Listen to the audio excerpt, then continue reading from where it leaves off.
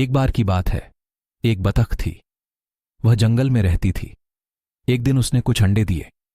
उन्हें सावधानी से गर्म करने के बाद बत्तख अंडे के फूटने का इंतजार करने लगी। जैसे ही उसने देखा, उसके 3 अंडे फूट गए और 3 प्यारे बत्तखें दुनिया में आ गईं। बत्तख मां बहुत खुश हुई, लेकिन सबसे बड़ा अंडा अभी भी वहीं था। आखिर में बड़ा अंडा फूट गया, लेकिन वह बड़ी, भूरी और बदसूरत थी। मां बत्तख ने देखा, धत्तेरे की, ये मेरा बच्चा नहीं हो सकता। ये मेरे सभी बच्चों से कितना बदसूरत और अलग है। मां बत्तख ने कहा। बदसूरत बत्तख को उसके भाइयों और बहनों से नफरत थी। वह अक्सर उसका मजाक उड़ाते थे। बदसूरत बत्तख को इतना दुख हुआ कि वह एक दिन घर से भाग गया। अकेले चलते हुए एक घर पर बदसूरत बत्तख का बच्चा आ गया। अंदर झांक कर देखा तो एक बूढ़ी औरत मूर्ति बनी बैठी हुई थी। उसके पैर में एक बिल्ली और एक मुर्गी बैठी थी। अचानक महिला ने बत्तख को देखा। पहले तो महिला ने बत्तख को गले लगाया, लेकिन अगले ही पल वह गुस्से में उस पर चिल्ला उठी।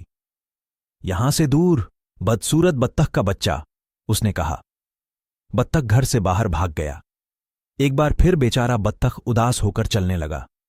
उसने अपना बाकी दिन और रात अकेले रोते हुए बिताई। वह अकेला और दुखी महसूस करता था, लेकिन उसके दिल में बदसूरत बत्तख आशान्वित था। फिर एक दिन बत्तख ने एक तालाब देखा।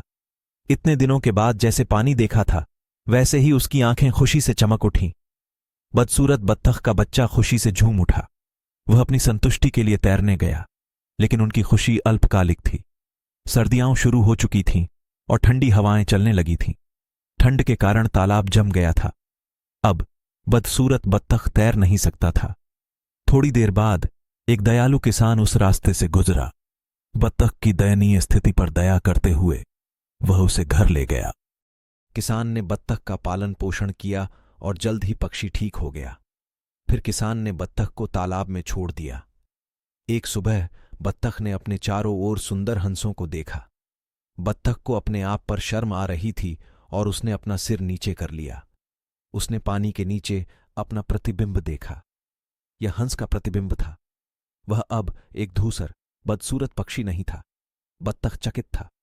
दरअसल वह एक खूबसूरत हंस के रूप में विकसित हुआ था। वह सुंदर हंस उसके भाई बहन थे। बदसूरत बत्तख को याद आया कि कैसे हर कोई उसे नजरअंदाज करता था। बदसूरत बत्तख ने अब हंसों को यह कहते सुना कि वह उनमें से सबसे सुंदर है। अब वह बदसूरत बत्तख नहीं था,